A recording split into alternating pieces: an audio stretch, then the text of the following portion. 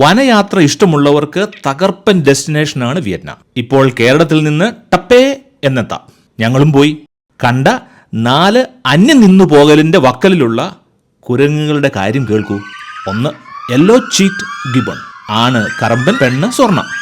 താവളം തെക്കൻ വിയറ്റ്നാം. കാട്ടിലിനി 1400 എണ്ണം മാത്രം. ബ്ലാക്ക് ഷാങ് ഡൂക്ക്, ഇവരുടെ ഔട്ട്ഫിറ്റ് കുറച്ച് ട്രെൻഡിയാണ്. തെക്കൻ വിയറ്റ്നാം.